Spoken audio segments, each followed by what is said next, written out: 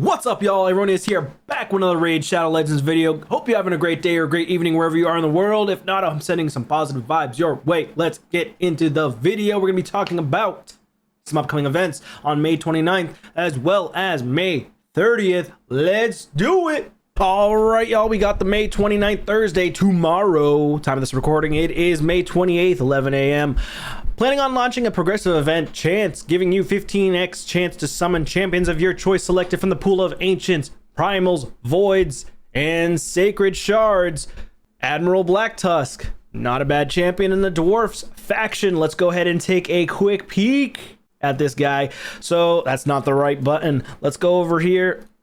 Oh my god, can I actually click a button? Here we go. Dwarfs Shioni, Blacktusk. He is a spirit-based champion. He is one of the Unity champions. And he does pretty well, actually one of the strongest ones here. Remove all debuffs from all allies, joins. Team up with all allies and attack one single enemy. The allies joining the attack will use their default skills. That's how it always works. Removes all buffs from a target enemy and stuns them for 2 turns. Fills this champion's turn meter by 50%. Fills this champion's turn meter by an additional 10% for each buff removed from the target. Already very strong, even before utilizing the Unity champions. One faction ally, buff removal and stun debuff cannot be resisted on him, so no accuracy will be required. You definitely want to use him in Arena and Tag Team Arena.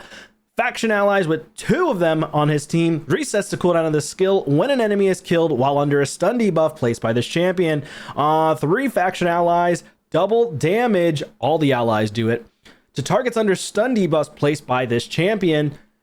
Not freaking bad. And then for the passive, allies will counterattack whenever they lose 10% or more of their max HP from a single hit. If there are multiple champions on the team with this skill, only one will activate. This is the reason why this guy is so strong, by the way. One faction ally. Whenever an ally places a fear, true fear, freeze, provoke, stun, petrification debuff, fills that champion's turn meter by 20%. Occurs once per skill. If there are multiple champions on the team with this skill, only one will activate. With 2 faction allies, whenever an ally is attacked, has a 50% chance of placing a 50% decreased resistance debuff and a 30% decreased speed debuff on the target attacker for 1 turn. If the ally is under block damage, unkillable, ally protection, or stone skin buffs, the chance increases to 100%. And if there are multiple champions on the team with this skill, only one will activate. But here's the bread and butter about this guy. 3 faction allies. At the start of each round, places a stone skin buff on all allies for 1 turn. If there are multiple champions on the team with this skill, only one will activate. This is disgusting. This guy is filthy. I would love to get him on my account. On his aura, increases ally accuracy in all battles by 60. It increases ally speed in all battles by 15%, but only applies to the Dwarves faction. Not a bad champion. He's actually very, very strong. Highly recommend going for this guy, putting him in a 9-piece feral set, or you could put him in all pinpoint, as he removes all debuffs from all allies, removes all buffs from the target enemies. That way he doesn't get sheeped, right? Very strong. So the next champion is going to be Tetsuya the Deliverer. Let's go take a look at her. All right, Tetsuya the Deliverer, not a her, a he. So this guy is also a faction unity champion. Also pretty strong. His A1 not super crazy, but his A2 and A3 do hit fairly hard. This A3 attacks enemies, steals 100% of the target's current turn meter, places a true fear debuff for 2 turns. Of course, it doesn't work against bosses. 1 faction ally, turn meter steal effect and true fear cannot be resisted or blocked. So bye-bye immunity set. 2 faction allies, increases the damage inflicted by this skill based on the difference between this champion speed and the target speed. 3 faction allies will also attack all other enemies with more than 50% turn meter, steals 100% of each target's current turn meter, and then places a true fear debuff on them for 2 turns. Very strong ability if you do have multiple faction allies. On his A2, attacks 1 enemy 2 times, will place 2 extra hits if the target's turn meter is less than 50%, and will ignore a percentage of the target's defense that is equal to the target's current turn meter. So if they have more turn meter, he does more damage. Resets the cooldown of this skill if the target is killed. And then on his passive, fills this champion's turn meter by 15% whenever an enemy champion takes a turn. If there are multiple champions on the team with this skill, only one will activate. With one faction ally on his team, turn meter increase effects used on allies are 20% more effective. turn meter increase effects used on enemies are 20% less effective. This guy's all about turn meter and damage. He is a damage dealer. If there are multiple champions on the team with this skill, only one will activate. 2 faction allies, whenever this champion has their turn meter filled, increases the damage of their next attack by 5%. Resets after a skill is used. If there are multiple champions on the same team with a skill, only one will activate. And with 3 faction allies, all allies are immune to turn meter reduction effects from enemies. That is very strong against someone like an Armand's or just any enemies who completely just delete your turn meter, maybe a warlord as well. So it's not bad. However, Armand's does also stun, so you got to be careful with that. Aura, increase ally speed in all battles by 19%. That applies to any faction, not just the Shadowkin. Increase ally crit rate in all battles by 15%, but it only applies to the Shadowkin. So he's actually pretty good for an aura to put him in the lead. If you're using him in Classic Arena and Tag Team Arena, you can manipulate that heavily and have some of your champions with only 85% crit rate rather than 100% crit rate, which is not too shabby. Decent champion. On the next champion, it's going to be Blade Chorister Caldor. Take a quick peek at him as well. Here he is, Blade Chorister Caldor, a Sylvan Watcher. This guy looks insane, by the way. Love his aesthetic out of those 3, I think the most. I really like the black and gold touch. That's kind of my favorite look, to be honest.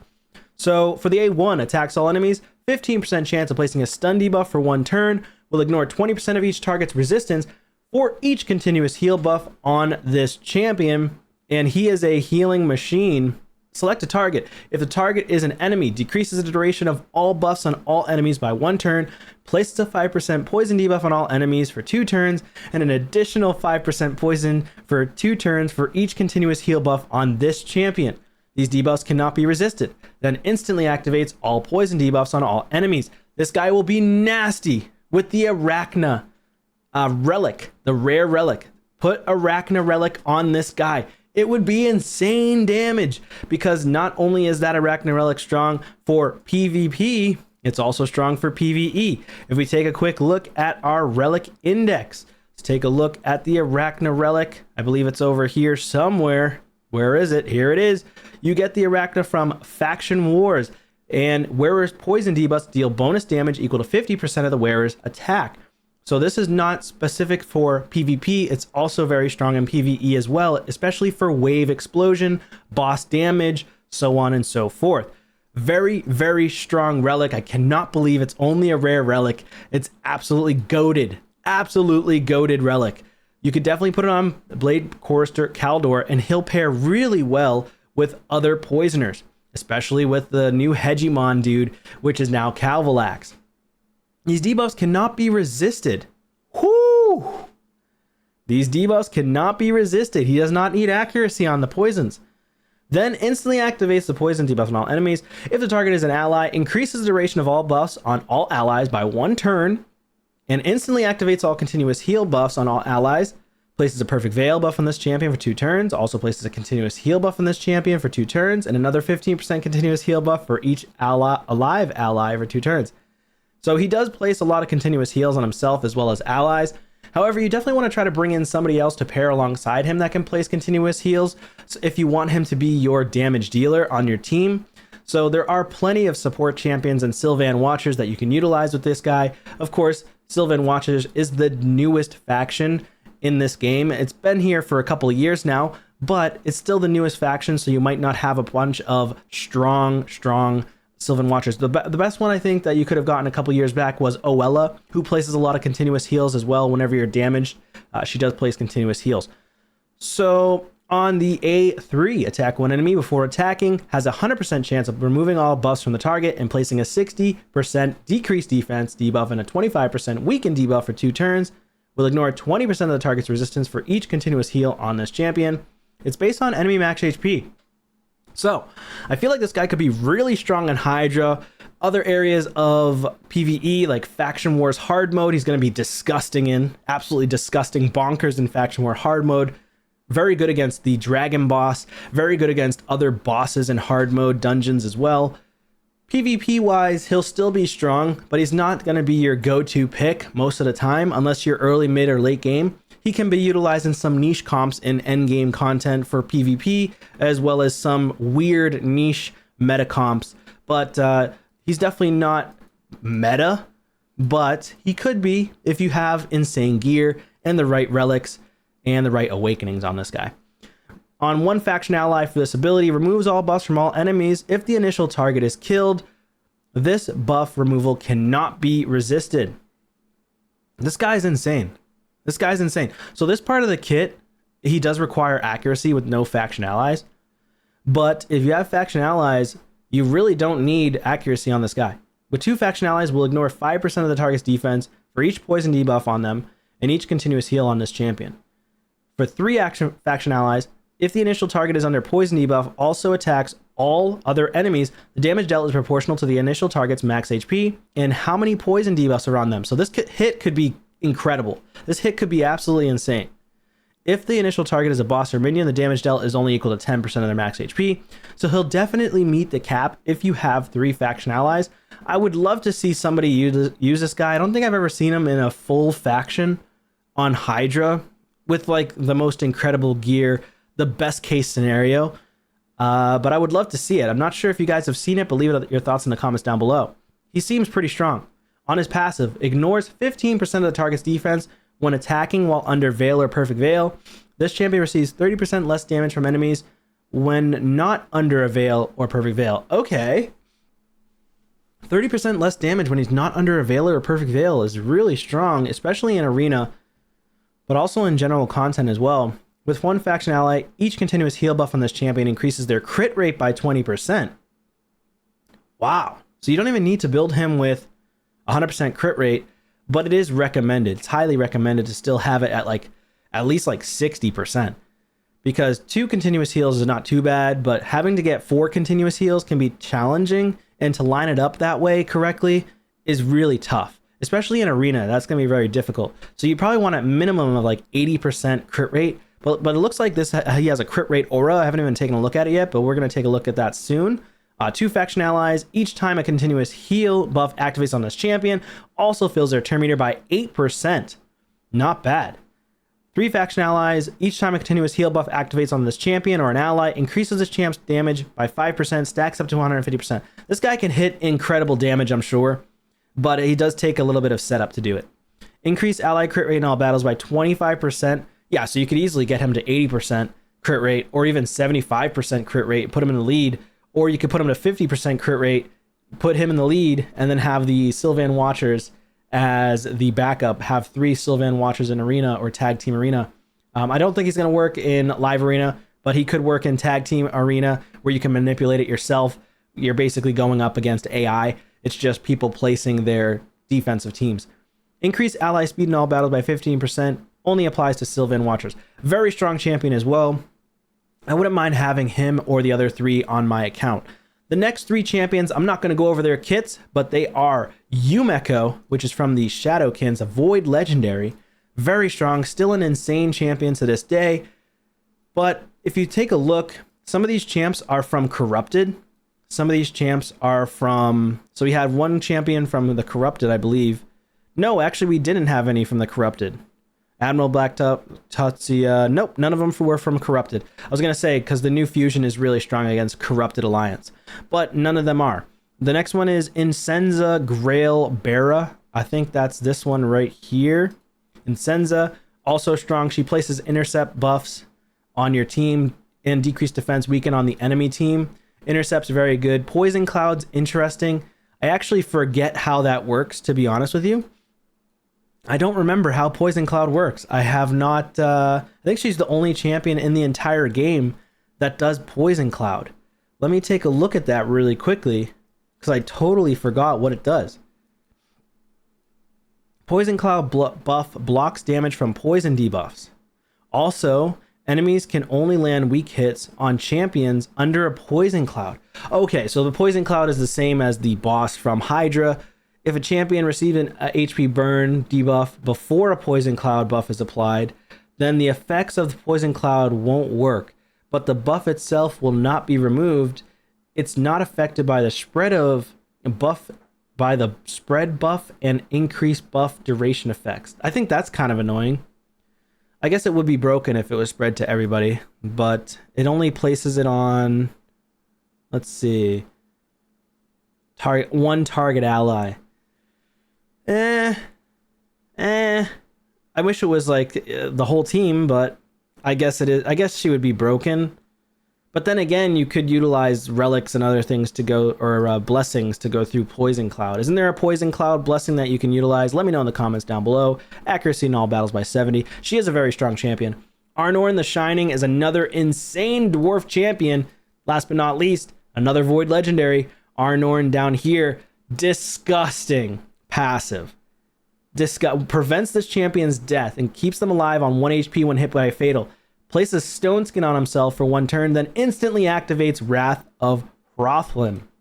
This one right here, AoE, ignores increased defense, strengthen, and shield, and basically just demolishes the entire team. So he's like a level up on your Heffrack. He's the next level Heffrack, basically. Way stronger than Heffrack, in my opinion, but he's got that similar passive. He also is stronger than Heffrack because he prevents his own death. Heffrack can't prevent his death. You have to put Stone Skin on Heffrack to prevent the death, but he can still get nuked through the AoE, the single target Georgians. You can get nuked by the, what's her name? The mythical champion as well. The chick, I don't remember her name, but there's a mythical champion that can absolutely nuke as well. Demon Spawn, Skinwalker, Mezimel. Mezimel can absolutely destroy Heffrack as well, but this dude here, that's not going to happen. This guy here, it prevents his death, and then he instant turns and crushes the entire team, assuming that they don't have Stone Skin on them.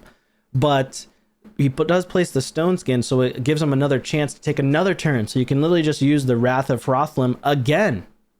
So it's kind of disgusting. This will not place the skill on cooldown, so you can use it again once he takes a turn with the Stone Skin on. So yeah, Arnorin's definitely the one you're going to want to go for, in my opinion, if you have the shards to go for him. That's just my personal opinion. I do like Yumiko. I know a lot of people are going to want Yumiko or Incenza, but I love Arnor. I think he's insane. Never used him personally because I've never pulled him, but he's an insane champion. Lastly, we've got another event, Friday the 30th. Planning to launch 2 events simultaneously. A 2x to summon legendary champions from Sacred Shards, and then also a 10x event to summon Uzal of the Jade, which is another dwarf champion who's insane. He's the guy that does extra turns, more damage from extra turns as well. He's insane. I'm not going to go over his kit, but you can take a look at him in game. Let me know what you think about him and your thoughts in the comments down below. But be careful, because we have this new fusion coming up soon, and the new fusion actually looks really, really strong. So you have a fusion that you can almost guarantee yourself, or you could have a chance at Uzal of the Jade, who's also very strong, but I recommend you saving your sacreds if you want your highest chance to get the new fusion. Thank you guys so much for watching. Good luck if you are pulling this Friday, and I'll see you on a video soon. Take care.